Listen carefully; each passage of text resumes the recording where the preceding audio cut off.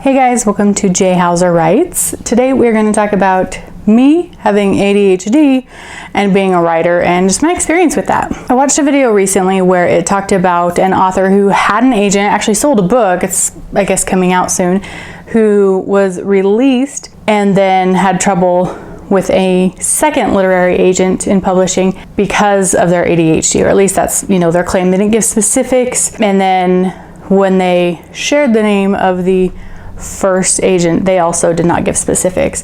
So, it's drama, but it's something that is important to be addressed.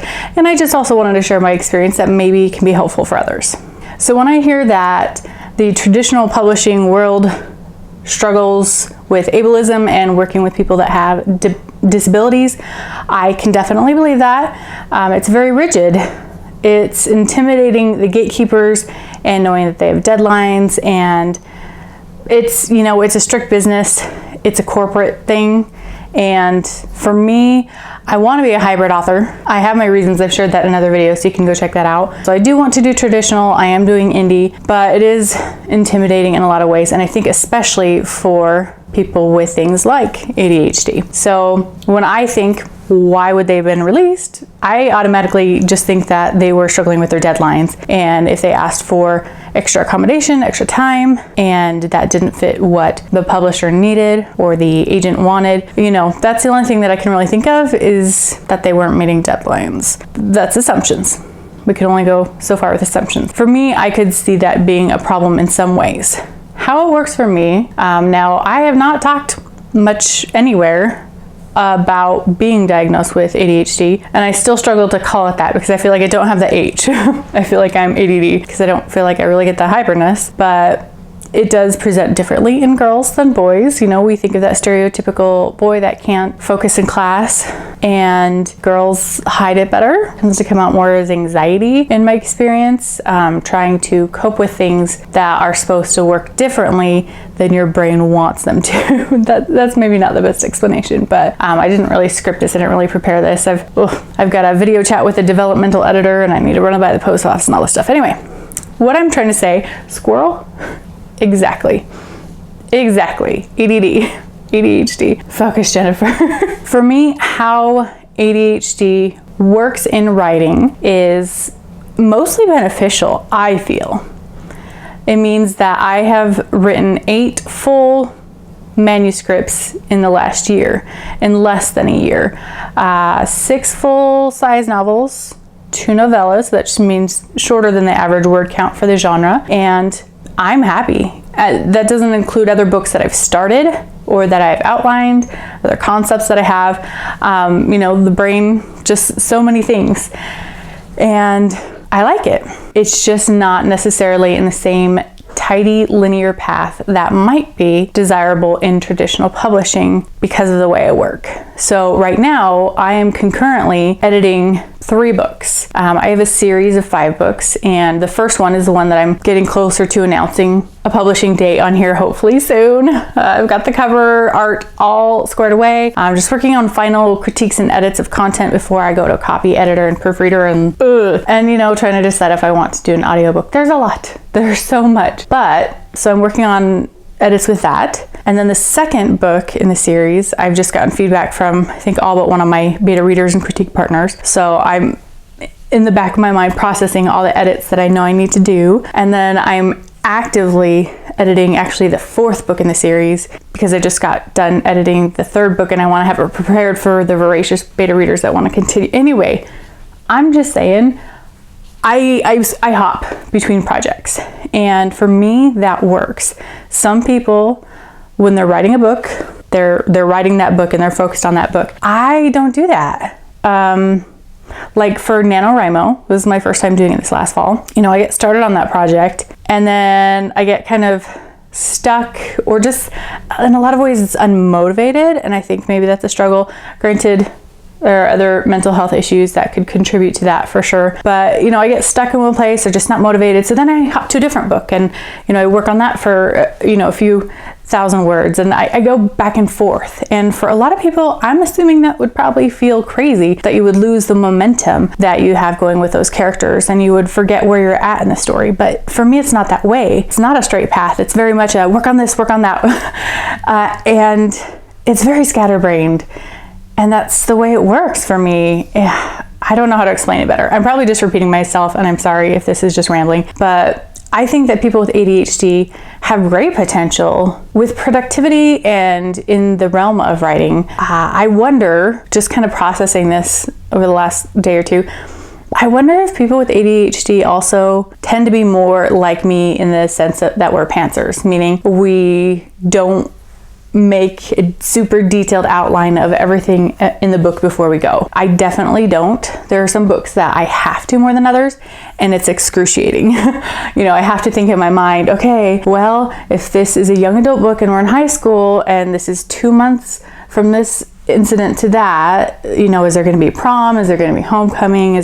When is grad? I have to kind of map that out in my head, but ultimately I go where the characters tell me to go. I have some great antagonists and protagonists that I didn't know who they were going to be from the beginning. I fully intended from book 1 a character to be very prominent in book 2, and you know what? I've gotten to book 5 and I never mentioned them again because I realized someone else needed to step in, and I go where the characters tell me to go. I stop telling the story when it's been told, and I just think it's a different way of processing things. And I think, people are afraid of diagnoses, and I was at first hesitant to accept that I might have ADHD. I have had 2 psychiatrists tell me that I do, and I am now currently medicated for it, and it helps a lot. I think that diagnoses, when done right, help you embrace and understand and navigate the world around you. Having a disability or a diagnosis, something different than others, doesn't mean that you can't do the same thing. It just means you might need to do it in a different way. You just have to work out how it works for you. So I have the freedom, and I think that maybe some people that struggle with the rigidity of these set deadlines and procedures in a big corporate business money-making thing might be ideal for indie publishing. They might need a little more hand-holding when it comes to things like, oh gosh, it's terrifying thinking of the marketing and making sure you're getting the right amount of professional assistance with the right budget. That's a struggle. So, there are different hurdles to overcome, especially as a debut. I have a feeling, you'll kind of pick it up more as you go, but I don't have anyone holding a deadline to me. I don't intend to do my book cover reveal for my debut book until I have it ready on Amazon to pre-order, because I don't want to let anyone down. I don't want to say, okay, it's going to be available for purchase August 1st, and then realize that, editors that I find are going to take longer than I think. I'm still learning how to format, so that's going to, drag it out. And, I want to be prepared, and I don't have anyone saying, get me that next draft by the end of next week, because you're under a contract. I hold myself to my standards, and ultimately I will have to meet the expectations of my readers. I'm setting promises when I give things like release dates, and I am conscientious of that, but I'm the one that gets to tell them what to expect. No one's telling me. And when it comes down to it, I think, I didn't get diagnosed with ADHD until I was in my mid-30s. And all my adult life, I've joked that I had job ADD, because about a year into every job, you've pretty much learned everything, you get in the routine, and I loathe it. Every industry I've worked in, every employer, even the best employers, I struggle. I struggle so much. And I guilt myself and say, oh, well, that's because you're lazy and you're a dreamer and you have just unrealistic expectations about actually being able to find some joy at work. And I really don't think it's that. I think people with ADHD are often best as self-employed people, that they get to set the journey out in front of them. The reason I never have fully is because it's also terrifying. So I don't know, there's a balance. Each person is different. We all have our own fears and strengths and weaknesses. And I just kind of wanted to share my story. It is terrifying to try to do ventures that eventually I would love to be a full-time author and YouTuber. This channel is so tiny right now, but I do have other channels that make me money. ADHD example, this is my 5th YouTube channel. And I post on them all, some more frequently than others, but different topics. I constantly am going through different things, but I think there is definitely a way to find joy in the journey. I think there is definitely a way to appreciate and work around people. And it's heartbreaking that people who ask for help because they recognize and can admit that I don't process things the same way as others, that they might get penalized. Kind of going back to that example of, you know, a traditionally published author getting let go from a literary agent because they asked for, you know, maybe an extension. They asked for accommodation. And I have felt that sting several years ago, not because of ADHD, or at least I didn't recognize it as such then, which honestly it was probably a contributing factor. I thought it was depression and anxiety, but really it was depression and ADHD. The anxiety for me comes chiefly in trying to meet the expectations and trying to process things in a world that's not set up the way that I best work. But, you know, I got a promotion and I went to HR and I did tell them, you know, I might need some time off. Honestly, then I think it was more about depression, but they told me, they said, if you want accommodation, then you're going to be demoted. And not just demoted to the last station that I was at that I loved and thrived in, but all the way down. And, you know, for something that I had clawed my way up in, I worked my butt off for, I'm that get all the straight A's, check all the marks. I'm very analytical and I like those check marks, and I like to get, you know, that 100% on all the assessments, whether it's school or work. The fact that I might need to take some time off, even when I had vacation time to burn, I had sick time to burn, I couldn't use it. And so I did leave that establishment not much later, and I literally still have nightmares about that, and that's been a decade ago. Oh gosh. Anyway, this is getting longer than it should. I just want to maybe just put my experience out there. I feel like ADHD for me is a blessing in my writing journey so far. I've been writing less than a year, and I have been blessed with the fact that it's a blessing that COVID has caused problems with my day job. I've been on a leave of absence for some time now because I work in the airline industry. So I have had time to literally full-time work on all these books. I am terrified that I will be returning to work, that I'm going to be thrown into a corporate, linear, one task after another. I thrive in some ways, but I also struggle because I know there's a monotony. You're doing the same thing over and over, and I don't have the same freedoms that I do of sitting down with my laptop and literally writing a 50,000 word book in 10 days without any problems. You know, I can write and edit for 12 hours or even more. That's not a problem. It's not, you know, it's just how the attention is divided and the freedom to move where my soul and brain are taking me. I will say also, throwing this in, I just started to film something else and then remember this part, is I want to be a multi-genre writer. Well, I mean, I am. I've written fantasy, that's young adult. I've written adult sci-fi. I've written contemporary romance. You know, I have ideas for horror. I don't know if I'll actually put that out there. I don't know. You know, you could have a bunch of pen names and that'll probably be how my life ends up. But I just don't like to stick to just that one thing. And I think that's okay. That's why pen names are there.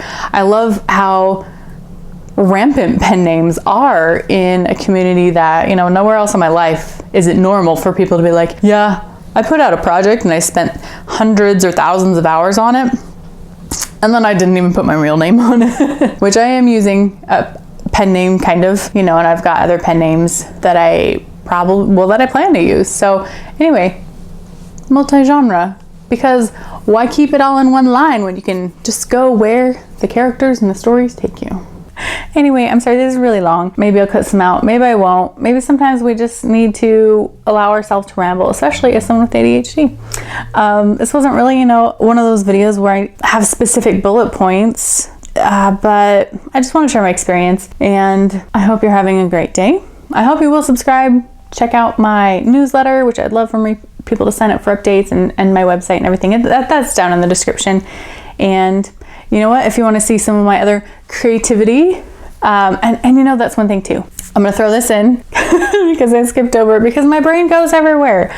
So especially when we're talking about the arena of creativity, I mean, artists of every kind, that's what this is when you're talking about fiction or genre writing, is it's very nebulous and comes from your heart. And it's very hard to shove that into a package. Ultimately, it is a product, but you know, it's not a makeup product. It's not designing software. It's very different. And so you're getting a creative person who thinks a little bit more like this versus a concrete thing that's linear, but you're shoving it into a different box. It's tricky. All right, well, thank you for joining me. Again, sorry if this is just rambling. I'd love to hear your opinions if you have ADHD or some other, you know, neurodiverse or whatever, or mental health. Maybe I'll talk about depression and how that helps me or hurts me as a writer and how I cope with that, because that is different. I mean, you know, having two different diagnoses, they obviously intermingle, but you know what? It's sometimes you can spot when there's a difference, what is affecting your behavior and your productivity. So, you know what? That'll be another video, another reason to subscribe. Thank you for joining me so much, and you have a wonderful rest of your day.